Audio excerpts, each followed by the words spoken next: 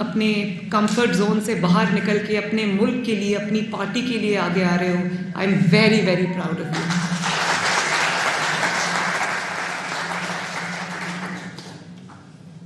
میرے بچوں, میں آپ سے بڑی ضروری چند باتیں کرنا چاہتی ہوں, اور وہ یہ ہیں کہ پاکستان, ویسے تو 75 سال ہو گئے ہمیں یہ سنتے سنتے کہ ملک کے حالات جو ہیں وہ کروشل سٹیج پہ ہیں, ملک جو ہے وہ نازک دور سے گزر رہا ہے, اور اس کی وجوہات بہت ساری ہیں, لیکن اس کی وجوہات یہ بھی ہیں کہ جو کام کرنے والی حکومتیں ہیں, جو عوام کی توجہ کا, عوام کی جو خدمت ہے اس کا مینڈیٹ لے کر آتی ہیں, اس کے اوپر توجہ دیتی ہیں اور پاپولر ہوتی ہیں, ان کو چلنے نہیں دیا جاتا, اور وہ ترقی کا پروسیس جو ہم شروع کرتے ہیں اس کو بریک لگ جاتی ہے بار بار, اور بجائے آگے جانے کے پاکستان پیچھے جاتا ہے.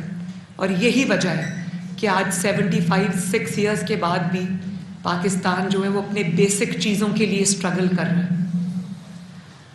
تو ہمیں یہ کہا گیا کہ آپ نے ایسے مشکل وقت میں حکومت کیوں لی. سب سے پہلے تو میں اس کا جواب آپ کو دینا چاہتی ہوں. اگر اس مشکل وقت میں, جس میں پاکستان کی جو اکانومی ہے وہ وینٹیلیٹر پہ ہے, پاکستان کا جو فارن کنٹریز کے ساتھ, گلوبل کمیونٹی کے ساتھ جو تعلقات ہیں وہ سارے خطرے میں تھے, پاکستان ڈیفالٹ ہونے پہ آ گیا تھا, ہمارے پاس LCs کھولنے کے لیے پیسے نہیں تھے, اور پاکستان میں ان سب چیزوں نے سر اٹھا لیا تھا جس میں دہشت گردی شامل ہے, جس کو نواز شریف صاحب نے افواج پاکستان اور لا انفورسمنٹ ایجنسیز کے ساتھ مل کر, تمام سٹیک ہولڈرز کے ساتھ مل کر, انہوں نے دہشت گردی کے جو اس کا تھریٹ تھا پاکستان کو, اس کا خاتمہ کیا. اللہ کا شکر ہے. اس کے بعد جو اکانومی 2% پہ تھی اس کو نواز شریف صاحب دن رات ایک کر کے, اس کو جب نواز شریف صاحب کو نکالا گیا تو اکانومی 6% پہ تھی, گروتھ ریٹ جو آپ کا ہے. اس کے بعد آپ لوڈ شیڈنگ پہ آ جائیں. آپ کو یاد ہے 2013 میں جب پاکستان نواز شریف کو ملا تھا تو یاد ہے کتنے گھنٹے کی لوڈ شیڈنگ ہوتی تھی؟ کتنے گھنٹے کی؟ 22 گھنٹے کی لوڈ شیڈنگ ہوتی تھی. اور نواز شریف کے پاس جادو کی چھڑی تو نہیں تھی کہ وہ گھماتا اور بجلی بن جاتی, وہ گھماتا اور اکانومی ٹھیک ہو جاتی. ایک چیز تھی نواز شریف کے پاس, کہ وہ پاکستان کا بیٹا تھا, پاکستان کا بیٹا ہے, پاکستان کا بیٹا رہے گا.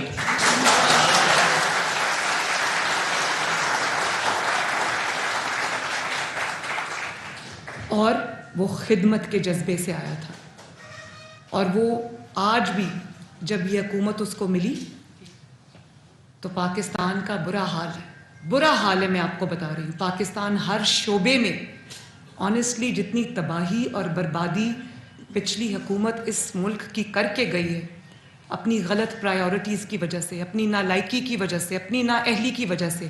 اور میں حلف اٹھا کے آپ کو یہ بات کہہ رہی ہوں کہ یہ میں اس لیے نہیں کر رہی کہ وہ جو PTI تھی یا عمران خان ہے وہ ہمارا پولیٹیکل اپوننٹ ہے. یہ فیکٹس ہیں جو میں آپ کو بتا رہی ہوں, اس کو کوئی دنیا کا بندہ ریفیوٹ نہیں کر سکتا ان کلیمز کو. یہ فیکٹس ہیں جو میں آپ کے سامنے آج رکھنے جا رہی ہوں. دیکھیں, میں یہ بھی سمجھتی ہوں کہ اس وقت میں جب نواز شریف صاحب نے اقتدار لیا تو اس کا مقصد یہ بھی تھا کہ جو کھائی میں پاکستان گر رہا تھا, اس کی اکانومی زمین کے نیچے جا رہی تھی, پوری دنیا سے پاکستان کی لڑائی ہو گئی تھی, تو ایسے میں اس حکومت کا ایک ایک دن رہنا جو ہے نا وہ خطرے سے خالی نہیں ہے. نہ صرف یہ, اس آنے والی نسلوں کے لیے بھی میں یہ بات آپ کو بتا رہی ہوں. اور پھر آپ یہ دیکھیں کہ کس قسم کے شخص کا سامنا ہے پاکستان کو, کہ حکومت میں رہے تو پاکستان کی تباہی کرے, پاکستان کی بربادی کرے, اور جب حکومت سے باہر ہو تو وہ پاکستان میں ہر جگہ آگ لگانے کی کوشش کرے, فتنہ پھیلانے کی کوشش کرے, فساد پھیلانے کی کوشش کرے, انتشار پھیلانے کی کوشش کرے, ایناکی پھیلانے کی کوشش کرے. کوئی بھی محب وطن پاکستانی ہو نا, جس کو کرسی کی اتنی طلب نہ ہو, وہ چپ کر کے سائڈ پہ ہو جائے, وہ کہے کہ میں نے اتنی تباہی کر دی ہے پاکستان کی. تو اب کوئی حکومت آ گئی ہے, شہباز شریف جیسا وزیر اعظم, محنتی وزیر اعظم, قابل وزیر اعظم آ گیا, تو میں اس کو پاکستان کے لیے موقع دوں, میں اپنا منہ تھوڑی دیر کے لیے بند کر لوں, اپنی کرسی کی جو ہوس ہے وہ تھوڑی دیر کے لیے میں سائڈ پہ رکھ دوں, آپ کو یاد ہوگا کہ 2008 کے اندر جب ہم ایگزائل سے واپس آئے تو پنجاب میں ہم جیت گئے، سینٹر میں پیپلز پارٹی جیت گئی، تو نواز شریف صاحب نے 5 سال ملک کو ڈی اسٹیبلائز نہیں ہونے دیا. انہوں نے کہا کہ 5 سال بعد جب الیکشن ہوں گے جو عوام فیصلہ کرے گی وہ ہمیں منظور ہوگا.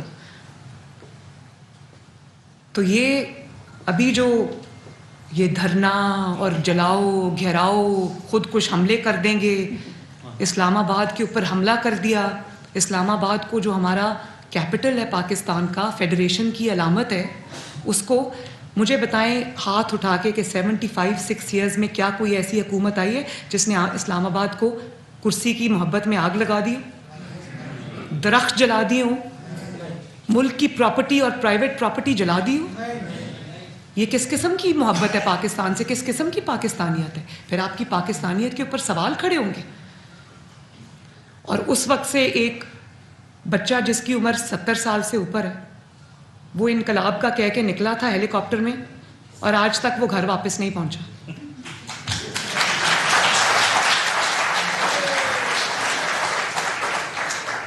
تو بعد میں پتہ چلا کہ وہ انقلاب جو پاکستان کے گلی گلی محلے محلے سے نکلنا تھا، وہ انقلاب اپنی ضمانتیں کرا رہا آج کل.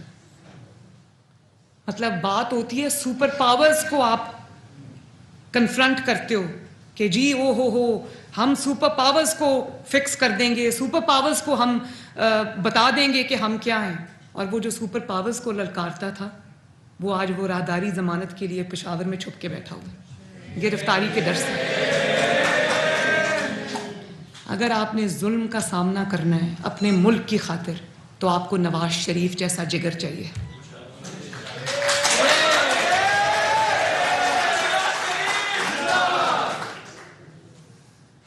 جو ہماری اسٹرگل ہے اس کو میں کبھی بطور اسٹرگل آپ کے ساتھ ضرور شیئر کروں گی. میں وکٹم پلے نہیں کرنا چاہتی اس لیے آج میں وہ بات نہیں کر رہی. لیکن میں یہ ابھی آپ کو یہ کہنا چاہتی ہوں کہ اب پاکستان کی ڈیبیٹ فتنہ، فساد اور انتشار سے شفٹ ہو کر عوام کے مسائل پہ آنی چاہیے.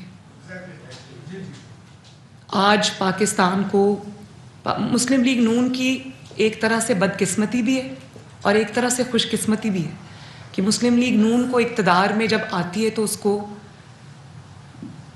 بہت ہی تباہ شدہ پاکستان ملتا ہے، جس میں لوڈ شیڈنگ بھی ہو جاتی ہے، جس میں دہشت گردی بھی واپس آ جاتی ہے، جس میں اکانومی بھی جو ہے وہ بالکل شیمبلز میں ہوتی ہے، اکانومی بالکل وینٹیلیٹر پہ ہوتی ہے. لیکن اس میں اچھی بات یہ ہے کہ جب مسلم لیگ نون کو یہ موقع ملا، نواز شریف صاحب کو موقع ملا، شہباز شریف صاحب کو موقع ملا، پاکستان ایسی حالت میں ان کے سامنے آیا جب پاکستان کا پتہ نہیں تھا کہ کتنے دن کے لیے سروائیول ہے، تو ایسی حالت میں وہ پاکستان کو مشکلات کے بھنور سے نکال کر کامیابی کی طرف لے کر گئے.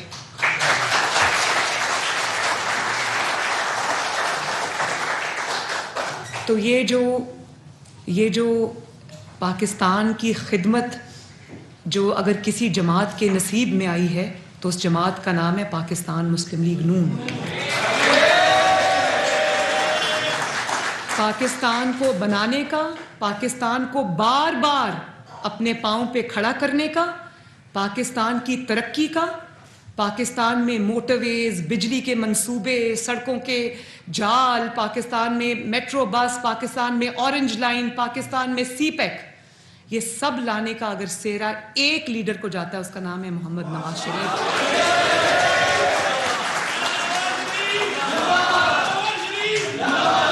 تو کوئی بات نہیں، آج کے بعد ہمارا نعرہ ہے کہ کیا ہے اور کر کے دکھائیں گے انشاءاللہ. We have done that, we will do that again انشاءاللہ. پاکستان اس وقت ایسے حالات میں کہ کسی سیاسی جماعت کو، خصوصاً پاکستان مسلم لیگ نون کو، اپنی سیاست کی اب فکر نہیں ہے، اب اس ریاست کی فکر ہے. ورنہ کوئی بھی ہوتا تو وہ یہ کہتا کہ حکومت کا آخری سال ہے، ہم کیوں یہ پیٹرول کی قیمتیں جو ہمیں بڑھانی پڑی ہیں، اور شہباز شریف صاحب نے صحیح کہا، انہوں نے دل پر پتھر رکھ کے یہ قیمتیں بڑھائی ہیں. ہم یہ نہیں کہتے کہ ہم آلو پیاز کا ریٹ پتہ کرنے نہیں آئے، ہم یہ کہتے ہیں کہ ہاں ہم آلو پیاز ٹماٹر کا ریٹ پتہ کرنے آئے ہیں. ہم بجلی وہ جو عمران خان کے دور حکومت میں پتہ نہیں وہ کہاں گئی وہ بجلی جو نواز شریف نے بنائی تھی. ہم اس کو بحال کرنے آئے ہیں. ہم لوڈ شیڈنگ کو ایک دفعہ پھر ختم کرنے آئے ہیں. ہم انشاءاللہ ایک دفعہ پھر جو دہشت گردی نے سر اٹھا لیا اس کو ختم کرنے آئے ہیں. اور آپ کی مدد کے ساتھ, اللہ تعالیٰ کی مدد کے ساتھ, پاکستان کے عوام کی مدد کے ساتھ, جو پاکستان مسلم لیگ نون, بھلے پاکستان مسلم لیگ نون کے مخالف ہے, لیکن اس بات کو مانتے ہیں کہ اگر کوئی جماعت جس کے پاس صلاحیت ہے, جس کے پاس پاکستان کو آگے لے کے جانے کی ایک جستجو ہے, جو محنت کر سکتی ہے, جس کی پوری توجہ پاکستان کو بنانے میں, وہ جماعت پاکستان مسلم لیگ نون ہے. تو میں دیکھیں پرائیورٹیز کی بھی بات ہوتی ہے. اب کل آپ دیکھیں وہ جو آڈیو ٹی وی پہ چل رہی تھی کہ جب آپ اس چیز پہ مصروف ہوں گے کہ ایک چھوٹا سا کام کرانے کے لیے آپ کو فرسٹ لیڈی کو, وہ کہتی ہیں کہ ان کو 3 کیرٹ کا ڈائمنڈ نہیں چاہیے, ان کو 5 کیرٹ کا ڈائمنڈ ہے. تو جب آپ کی پرائیورٹیز یہ ہوں کہ بنی گالا ہیڈ کوارٹر بنا ہو کرپشن کا, اور آپ کی فرنٹ پرسن جو ہے وہ بزدار اور فرا گوگی ہو, جو پنجاب کے عوام کا, صرف پنجاب کے عوام کا حق نہیں کھا گئی, پورے پاکستان کے عوام کا یہ لوگ حق کھا گئے. بنی گالا واز دا ہیڈ کوارٹر. تو یہ جو اچانک یہ لانگ مارچ بھی یاد آ گیا ہے, یہ سب یاد آ گیا, یہ اس لیے کہ اب وہ چیزیں نہیں مل رہی. وہ فرا گوگی تو ملک چھوڑ کے بھاگ گئی. اگر آپ نے کچھ نہیں کیا تو آؤ نا مریم نواز کی طرح ڈیتھ سیل میں سامنا کرو چیز.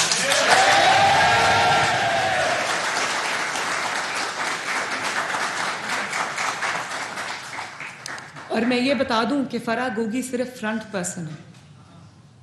بینیفیشریز جو ہے, ڈائریکٹ بینیفیشریز, وہ عمران خان ہے, اور وہ بذریعہ وہ جو پیرنی صاحبہ ہیں. آپ یہ دیکھیں کہ یہ ایک چھوٹا سا کام ہے, ایک تالا کھلوانے کا 5 کیرٹ کا ڈائمنڈ مانگ رہی ہے وہ. تو اٹس این آئی اوپنر. آپ یہ دیکھو کہ جو انسان ایک چھوٹا سا کام کرنے کا, اور وہ پھر کہہ رہی ہیں کہ عمران خان صاحب نے کہہ دیا ہے کہ کل تالے کھل جائیں گے, سائن ہو جائے گا. اور وہ سائن کیسے ہو رہے؟ رشوت دے کے. اور یہ ایک چھوٹا سا کیس ہے جس کو آپ یہ کہہ سکتے ہو کہ یہ آنکھیں کھولنے کے لیے پورے پاکستان کی اور پوری دنیا کی آنکھیں کھولنے کے لیے کافی ہے. یہ صرف ٹپ آف دی آئس برگ ہے. اب آپ کو پتہ چلے گا آہستہ آہستہ کہ ایک ایک نوکری, ایک ایک تقرری, ایک ایک تبادلے کے لیے جو بنی گالا جس کا ہیڈ کوارٹر تھا, انہوں نے کتنا کتنا پیسہ لیا ہے. جنہوں نے پاکستان کے بیت المال کو نہیں بخشا, جس نے توشہ خانہ کو نہیں بخشا, تو آپ کے خیال میں اس نے پاکستان میں کسی چیز کو بخشا ہوگا؟ تبھی ملک کا یہ حال ہے. اور پھر آپ پرچی کھول کے, کل پرسوں میں جلسے میں دیکھ رہی تھی, میری ہنسی بھی نہیں رک رہی تھی اور میرے دل خون کے آنسو رو رہا تھا. جو شخص 4 سال حکومت کر کے گیا ہے, اس کو آج ملک کو, پاکستان کو یہ بتانے کے لیے کہ اس کی کارکردگی گیا ہے, چھوٹی سی پرچی کھول کے پڑھا ہے, وہ بھی نہیں پڑھی جا رہی. کیا بول رہا تھا؟ کیا بول رہا تھا وہ؟ مجھے ابھی تک سمجھ نہیں آیا کہ وہ کیا بول رہا تھا. 1600, 100, 400, 500 کوئی سمجھ نہیں آئی. بھائی جس نے کوئی کام 4 سال میں کیا ہی نہیں, وہ کیسے بتائے گا؟ اس کو چاہے پرچی لکھ کے دے دو, یا اس کو رجسٹر بنا کے دے دو, یا اس کو پریزنٹیشن بنا کے دے دو, وہ کیا کہے گا عوام کو؟ مطلب کسی کو سمجھ آئی کہ وہ 1600, 400, 200, 500 کیا تھا؟ اور لوگوں کو کہتا ہے کہ وہ پرچی سے دیکھ کے پڑھتے ہیں. شکر کرو کہ لوگ پرچی سے دیکھ کے پڑھتے ہیں. تمہاری طرح ایک ملک میں جا کے دوسرے ملک کی چگلی کر کے لڑائی کرا کے نہیں آ جاتے. ان کو پتا ہوتا ہے انہوں نے کیا بولنا ہے.